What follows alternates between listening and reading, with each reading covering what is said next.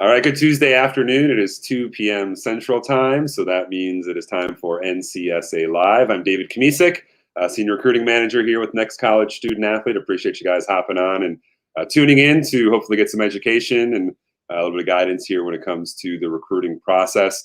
As we always do, we're going to start with a specific topic, but encourage as much interaction from you guys watching. So whether you're on Facebook, Twitter, YouTube, whatever social media platform you're watching us on, if you have a question about anything we're talking about or anything just in the big scheme of recruiting, feel free to jot them down there at the bottom of your screen. We'll get to as many as we can here over the next half hour. You don't have to hear me talk the whole time, thankfully. I'm joined by our Director of Regional Recruiting, Danny Koenig, just getting back from the Sparkler softball event in Colorado. Danny, how are we doing? Doing really well. I'm excited to be on today's show. I have that background, something to speak to in this regard. DK, what are we talking about today?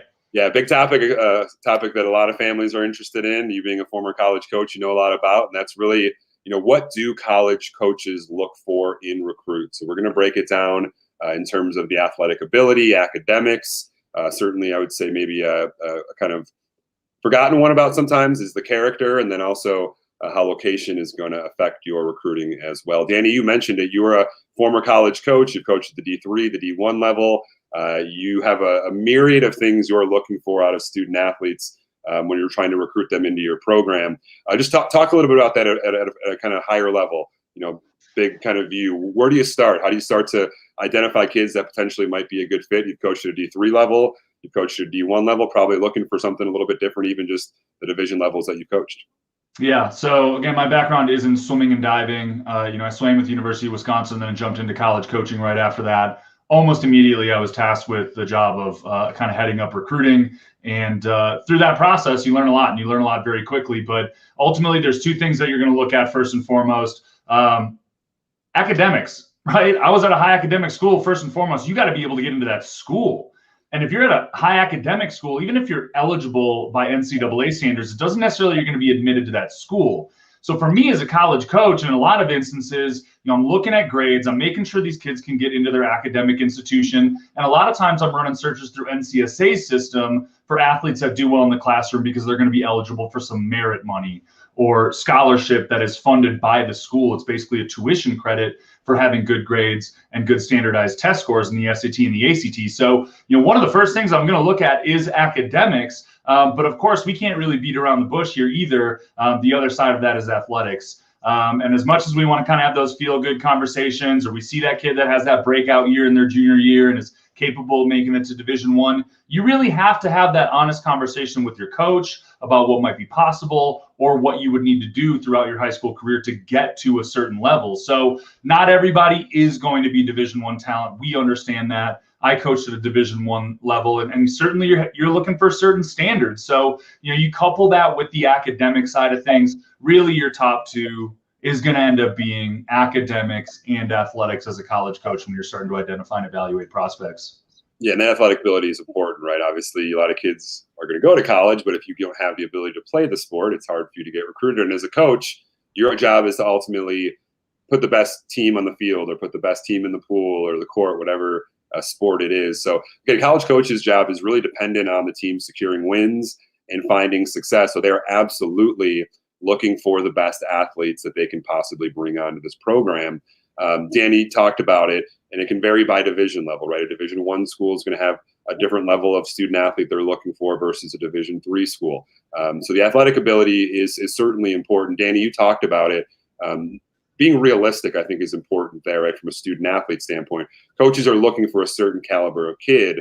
And as a student athlete, if you're not a D1 athlete and you're putting all your eggs in that basket, that's a missed opportunity for you. So knowing again where you fit is going to be a determination of if a coach is really interested in you. Again, I'm sure you've had tons of kids reaching out to you when you were at a D1 school that just didn't fit from an athletic ability, when it comes to swimming, the times that you were looking for in terms of kids that you were trying to bring onto your program. Yeah, and swimming's a little bit specific. Like really it is just time-based. Then of course we're looking at grades too. But for me and for swimming in particular, most schools are going to be looking at those freshmen that are going to be able to score in an individual event at their conference championship meet at the end of the year. Some higher level schools are looking for athletes to potentially score at NCAA championships. But yeah, that athletic ability piece, It is. It's competitive. It's something that coaches really do focus on, coupled with the academic side of things.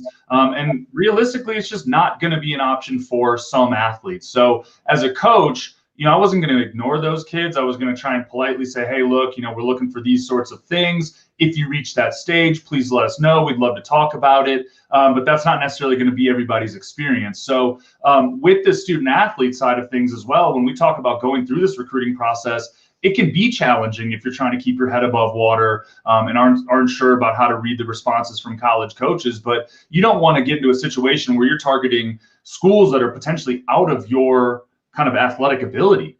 And you're reaching out and you're spinning your reels in the recruiting process. And you're trying to figure out why these coaches aren't getting back to you. It's really easy to get discouraged throughout that process when you're doing what you should be doing, but targeting the wrong thing. So, I'm not saying don't have dream schools or stretch schools or, maybe, plan to grow into a certain division level that you want to be at. And our suggestion, maybe get 30 to 40 target schools out there where, maybe 5 to 10 of those are reach schools, 5 to 10 of those are safety schools, and then probably about 20 right in the middle. But if you are targeting the right schools at the appropriate athletic ability, you're going to have a better time with the recruiting process because you're going to elicit a response from those college coaches that they are really interested in you.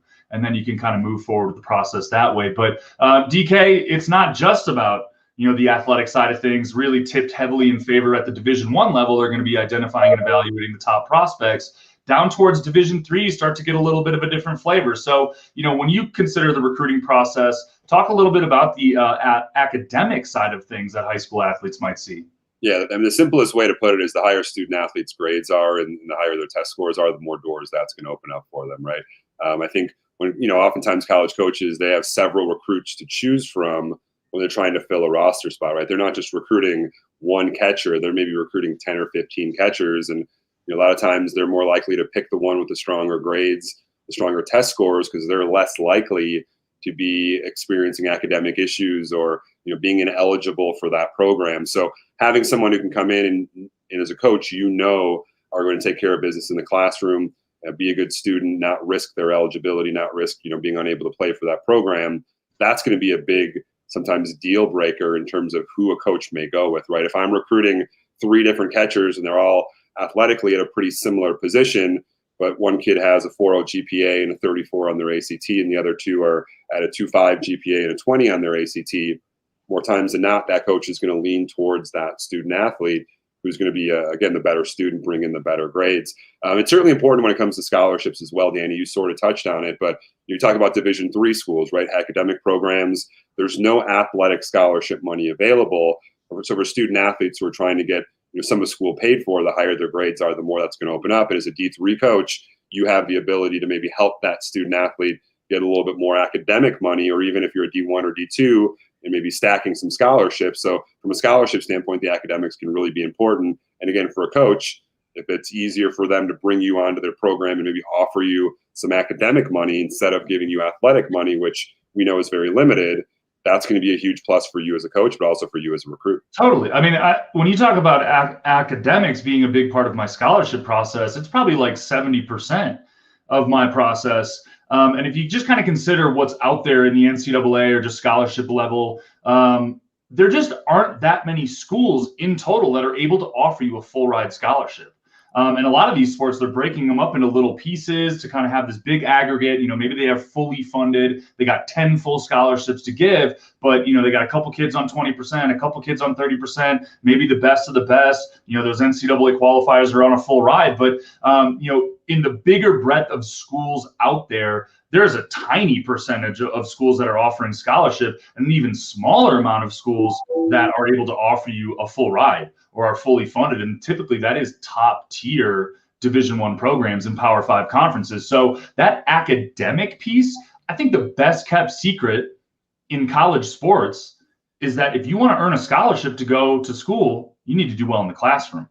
So to kind of bring some color to that comment, when you talk about stacking scholarships, that was a tactic for me as a Division I coach at a program that was not fully funded. So we did not have the full breadth of scholarships that the NCAA allowed a swimming and diving program at the Division I level.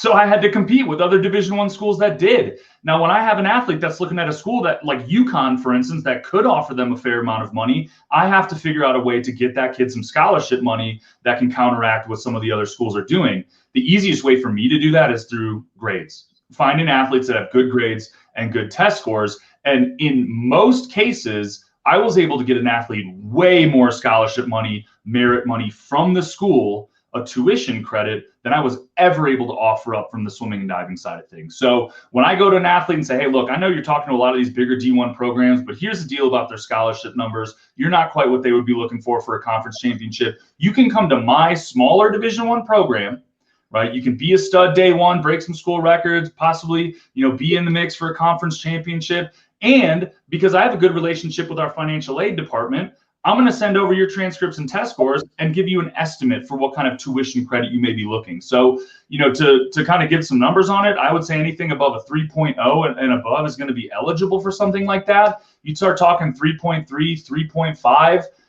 I was seeing athletes that were getting a 50% tuition credit, $60,000 commitment from the school over their 4 years. Athletes that are doing really well in the classroom, they're getting that full ride presidential scholarship where their tuition is covered. I mean, suddenly that program, that institution becomes really attractive for families when they could potentially walk away from college with a zero-sum balance at a still very competitive Division I program. So kind of, long story short here, I'm using a service like NCSA to identify and evaluate smart kids because I'm able to get them scholarship money. And then if I really like what they're doing athletically, I absolutely can add athletic scholarship to what they're doing and use that as a leverage point. But, so many reasons to be doing well in the classroom because like DK said early on, it just opens doors for you. If you want to go to school at Princeton, you want to play ball at Princeton or whatever, you got to be able to get into Princeton. And that's pretty much the bottom line for most college coaches. So kids, listen to your parents, take care of business in the classroom. You'll help yourself with not having to pay student loans down the road. Potentially all that's important. And Danny touched on, high academic schools, right? If you're looking to go to an Ivy League school or, a John Hopkins or a Wash U, some of the higher academic D3 schools, that's where the academics can really put you above and beyond the rest because those are going to be more competitive as well. So obviously the athletic ability, the academics, both extremely important when it comes to what college coaches are looking for in a recruit. We talked about at the beginning, sort of the third one that maybe you don't think a whole lot about, but certainly is pivotal when it comes to coaches trying to bring in the right kids and the right culture for their program, which is a big buzzword that we hear. And that's the character of a student athlete, right? So not just what you're doing on the court, what you're doing in the classroom, but the type of individual you are. Danny, I'd imagine for coaches, this has to be now more than ever such an important piece of your recruiting. We talked about how academics could sometimes serve as a deal breaker. I'm sure as a coach, sometimes you watch a student athlete and how they interact with their coach or how they interact with their teammates, or after they have a bad play or a bad swim, you can kind of see their character maybe isn't the type of student athlete that you want to bring versus the kid that's cheering his teammates on and being supportive and being a great, leader on the field as well. The character can often be a deal breaker for college coaches as well, just like the academics can. I mean, it really, really can. And it's I kind of equate it to like when you take your driver's test, there are certain things that you can do during that test that will automatically fail you, right? Keeping you from getting your driver's license. And there are certain things character-wise in the coaching world that are going to be very, very similar. How you treat your teammates, how you treat your coach, how you treat your parents. That body language is extraordinarily important for coaches, which is the reason why traveling to showcases and camps, seeing athletes in person is such a big part of the industry. The recruiting industry, that these coaches, it's not enough to see some video, look at grades and talk to their club coach, right? These coaches want to see these athletes in person, not necessarily for their ability. They've done their homework on their ability and their grades long before they're ever committing time and money to go seeing that player in person. What they're looking for when they ask for a full game film or they want to come to see you in person, they're inviting you to their camp, they're looking at hustle. Do you do the extra things? Are you cheering on your teammates? Is the answer always yes, coach? And to kind of, as an example, something I just went through, I'm at this Triple Crown softball event. It's one of the biggest softball events in the country, certainly from a recruiting standpoint. I mean, for instance, Florida State is recruiting at this event, and Florida State was in the national championship like 3 weeks ago. Schools like Oregon, Northwestern, and they're all there evaluating these girls. So I had a couple conversations with some coaches. high-level D1 coaches and just kind of better understanding their process and what they're doing there, and who they showed up to see and how things are going. And I had some coaches tell me that I'm not even going to watch the game. I'm watching warm-up. I don't care what they do. I want to see them when they think I'm not watching during warm-up, and kind of seeing how they hustle. Are they there early? Are they prepared? And I thought that was a really telling piece from that coach to say, look, I really am evaluating character. I'm here with a list of girls that I think I'm going to be interested in because I've done my homework through NCSA's network and looked at the video and all this stuff. But when it comes down to it, coaches sitting in the stands during warm-up watching these girls to see what their character is about. And there, like I said, there are certain things that coaches are going to see that are going to cross you off that list immediately. Could be something that happens on an official visit, the way that you're treating team members, or maybe hanging out on your phone the entire visit and not engaging or asking questions. It could, like I said, be screaming at your parents after the game and blaming them for some of the things that you did. These are very extreme examples. I'm not saying that this is what you're going to see on a regular basis as a recruiting coordinator and a coach, but these are things that you are paying attention to. And I think the quickest thing, and we talk a lot about this, that coaches are going to be able to pick up on before traveling to see you play, your social media presence, right? If you've got your Twitter locked, coaches are going to see that as a little bit of a red flag.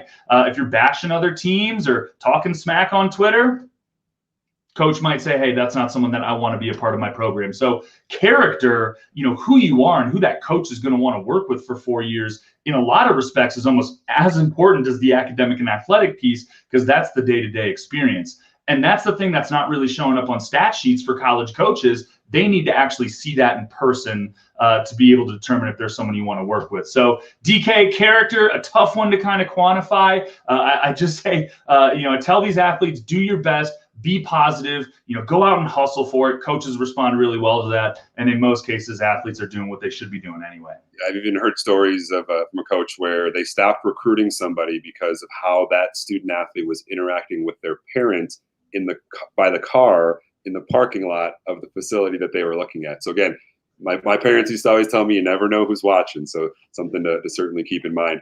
The last thing we'll hit on is location. Location certainly plays an important part in the recruiting process. We know these big Division I powerhouse programs, Power 5 conferences, they have huge recruiting budgets. They're able to, go all over the country, even recruit kids internationally. But smaller programs, they may be very limited with the resources they have to recruit, and a lot of times keep things within a certain region where they have relationships with coaches from the high school or club level or travel level to try to help cut down on expenses. Certainly everything with COVID as well. We've seen a lot of athletic budgets be limited or cut down a little bit. But in the case, recruits that from a certain region can take a little bit more emphasis on schools in their area to help them out. The recruits that are interested in schools all across the country, for coaches that are willing to recruit kids from all over the country, that's really where NCSA can come in and be a big hand. It's really going to cast that net. That profile in our network is going to be visible to coaches all over the country. Coaches from all over the country can search that as well.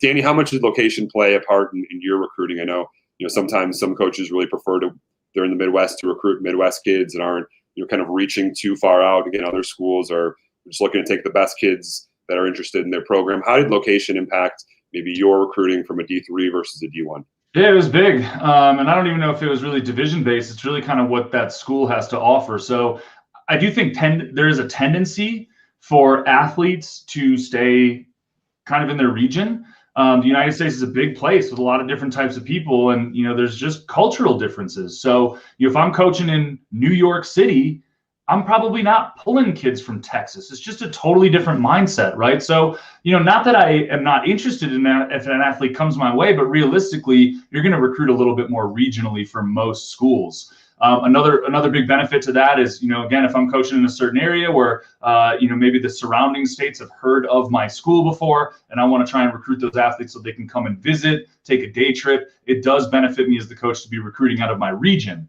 Most Power Fives, your big name schools, your Clemsons, your Stanfords, your Wisconsins, et cetera, right? They're going to have that national brand to be able to recruit pretty much across the country and internationally as well. High academic schools, right? So I was at Vassar College for a little while. Most people have at least heard of Vassar College. You get high academic students from all over the place, and that's really my selling point to come to New York, go to a high academic school. I didn't need to recruit regionally that way. But yeah, location is absolutely going to be a part of it. I think it's just the familiarity of it, but also the ability for those athletes to assess if they want to come to your institution by visiting, taking that day trip, or maybe visiting over their spring break. But you reach a certain level of school, a certain type of school, and as a coach, you kind of know what you're able to sell to student athletes and where you're going to get interest. Certain schools are going to have much more of a national appeal. Yeah, and college coaches, again, they have different needs for their rosters depending on the level of competition, what positions they're looking to recruit.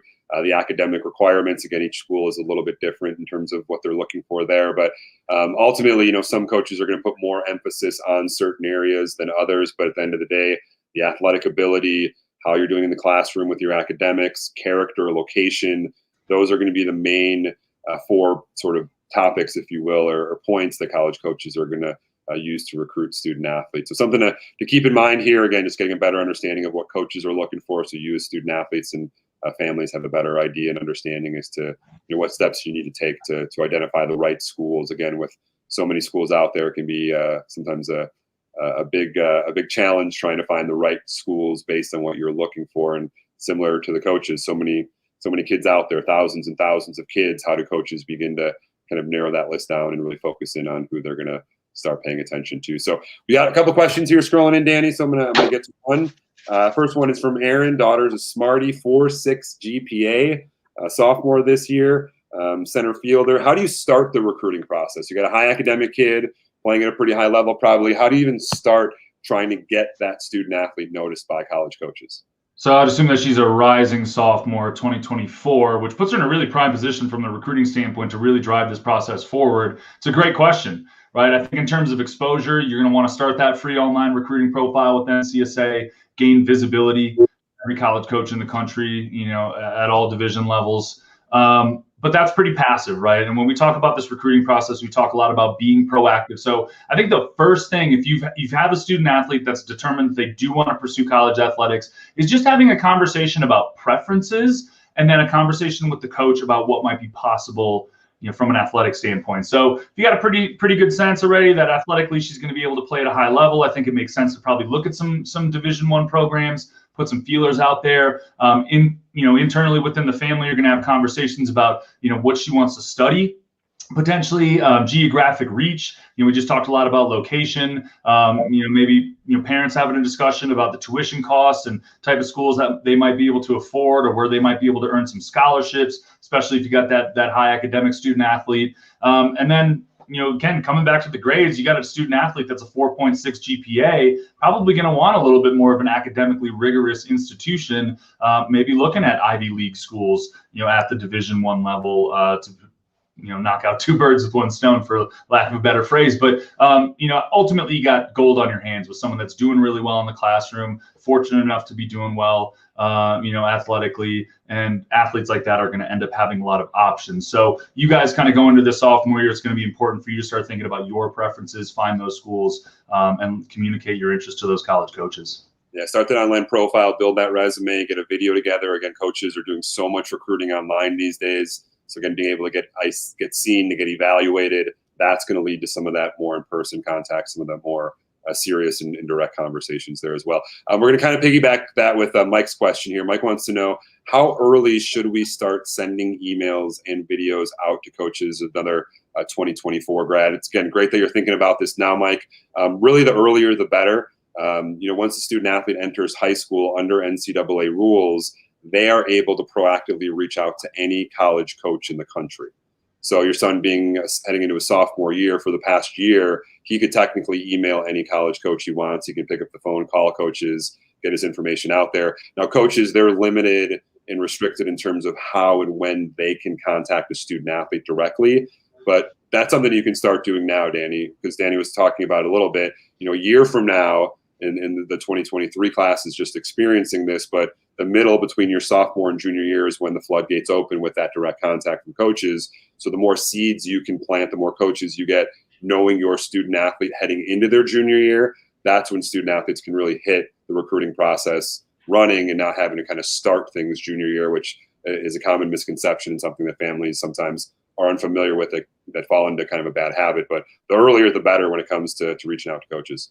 Yeah, I would say that's absolutely true. And when you're going into your sophomore year, that really is an impactful time to start pushing your information in front of schools or coaches at your top schools of interest.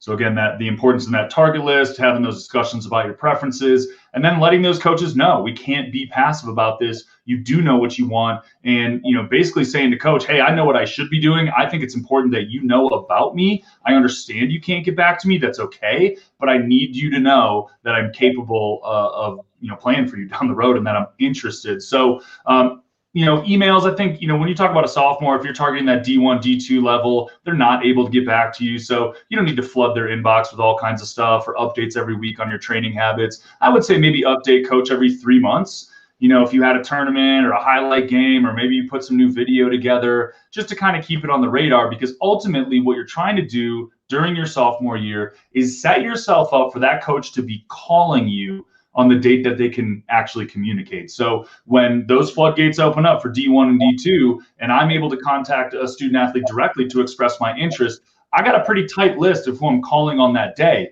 Your job during your sophomore year is to basically let those coaches know that you're interested, fill out those questionnaires, make sure your recruiting information is in that coach's database, follow up with a pretty brief email, and then periodically, like I said, once every 3 to 4 months or if something important happens, let that coach know so that you are top of mind when that coach is reaching out saying, "Hey, we're interested. Here's our official visit dates. We want to see you on campus, want you to meet the team." That's going to be probably your most effective route to doing this. So 2024 is out there. If you're listening, is a brilliant time to start building that profile, but also starting to have those conversations about preferences and then pushing your information out in front of college coaches to let them know of your interest. Yeah, 2 weeks ago, we did Facebook Live on June 15th. We talked about the importance of the date. Had a parent comment that her daughter got an email at midnight from a college coach. I heard that this weekend. Calls. What her availability would be on June 15th to have that conversation. So again, that's a girl who was identified, evaluated freshman, sophomore year by this coach. And then June 15th, again, those coaches are calling their top recruits, kids they've already seen. So again, Danny had a great point. 2024 is get going. 2025 even. Start thinking about that. The sooner you can get that going, the better. Question from Patty. Her daughter just unfortunately suffered her second ACL injury, which is a tough break. Patty, certainly send best wishes to your daughter. She played junior year with it torn, just made first team All-State.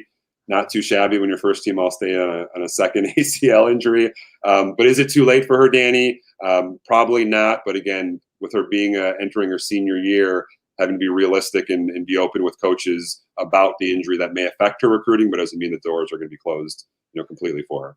No, I mean, it is tough if you have injuries, you're not playing, you're not getting that video, those sorts of things. But at the end of the day, you're a talented athlete, right? Use this time to focus on the academics. We talked a lot about that earlier in the show here, but I think there's a lot of things that you can do as an athlete through an injury that can communicate things about you to college coaches that are going to be really important. So DK, we've taken the athletic side of things out of it. We're going to focus on the academic side of things, but also that character side now. So, I like the stories about the athletes that despite an injury, they show up to practice every day. They are basically a player coach at that point. They're helping their teammates out. Maybe they're taking statistics or times or whatever it is. That to me is as impressive as anything you're doing on the field. Because again, it's that character piece. Like, look, you got something taken away from you. This probably hurts you a lot physically and emotionally, right? But that doesn't mean that this whole process is going to stop. And it doesn't mean that you can't use that as an opportunity to communicate to coaches not only your interest, but some of the things and the lengths that you're willing to go to really push the team up. So suddenly you're using your injury not as an excuse to take yourself out, but an opportunity to prove to yourself that you have this good character, that you are someone that coaches want to work with for 4 years. Coaches deal with injuries all the time. That's not going to scare them away. You are going to have to take a slightly different path through recruiting with inability to go to showcases and camps and those sorts of things. But if you want to connect with us one-on-one, I'd love to talk with you about that and some of the things that you can be doing during injury to push the recruiting process forward. Yeah, junior college could be an option as well, right? Maybe getting a year or two underneath your belt at a junior college, get healthy, get some of your core credits done, and then have the ability to transfer to a four-year school and potentially keep playing as well. But again, best wishes, Patty, to your daughter as she recovers here. But we're reaching the half-hour point, so appreciate the questions that we did have. Hopefully some good information, some valuable guidance for you all as hopefully you're you're watching this, I'm assuming your son or daughter wants to play a sport in college, or you want to play a sport in college. So certainly want to, as we do every Tuesday, though, congratulate and shout out some of our recent commitments. So we're going to start on the mat with Avery Almani, 2021 prospect out of Virginia. He's going to be staying in state at a Division II school, continuing his wrestling career at Emory and Henry College. Very cool. And then we got Cardine Chavez. He's a water polo player. Good action shot there. He's going to Westcliff University. They are the Warriors out of Irvine, California. That's an NAIA program. And I got to give a shout out here to this student athlete, because water polo is a tough one to get recruited to. We are the official recruiting partner of USA Water Polo. There's just not that many men's programs out there. I think there's right around about 75 collegiate programs. So, in any given recruiting cycle, there's maybe 500 to 600 total roster openings across all division levels for men's water polo. So, for him to go through this process, find that kind of success, find that school that makes sense for him, a scholarship offering school at the NAI level is really, really impressive. Yeah, and you'll be out at the USA Water Polo National Championships next month. So if anyone's heading out there, say hi to Danny. Speaking of a great action photo, this one made my back hurt when I saw this one earlier. But Gabriela Geraldo, I guess she'll be joining Cardine heading out to Irvine, California. Track athlete. Get a load of this. Had 184 coaches viewing her profile, 121 coaches following her profile. Student athlete is from Texas. So when we talk about location and the impact of NCSA in our network, able to get recruited by a school out in California, hopefully it'll be a great fit for her. And hopefully look at the concentration there. Look at the concentration on her face. And my back hurts looking at that. Yeah, like I would need surgery tomorrow if I tried. I might need surgery just from looking at it. I don't know. I love that photo. That's amazing. Break my neck and then break my back in the process. That's why they put the mat down. Yeah, that's true. That's true. Angle, I don't know. So, but again, congratulations to all those student athletes. I think with our 2021 class, we're approaching 20,000+ commits on our hopeful track to upper 20,000, maybe even 30,000 student athletes. So we're extremely proud of all the student athletes that we've helped over the past 20+ years that we've been around, and always exciting to see those student athletes utilize the network, take advantage of it, and hopefully get some great opportunities to compete in college. Next week, we're going to talk a little bit more about college fit, helping you guys better understand how to find the best college fit. Again, something that is extremely important. We talk about athletics, academics, and certainly location as well, and something that I know, Danny, we've talked a bunch about before in the past, but always a good topic to continue to bring up and make sure families are knowing how to identify the right schools, again, with so many different options out there. Yes, and it goes right into what we were talking about today. Right, this summer is an ideal time to start finding those schools. And if you're a rising sophomore, the time to start letting those coaches know. No, excuse me, if you're a junior, you got to get going today. So, hop into the profile, find some schools. We'll talk a little bit more about that next week and start to connect the dots a little bit to let these coaches know. But really good to see you, DK. Always love hosting with you. It's been a fun show. And you keep calling me DK, and then you're DK, so people are going to be confused here. I don't know what to tell you. Great initials, that's all it is. So awesome. He's Danny Kading, one of our directors of regional recruiting. I'm David Kamisek. Thanks for hopping on NCSA Live. We'll see you back here next Tuesday, 2 p.m. Central.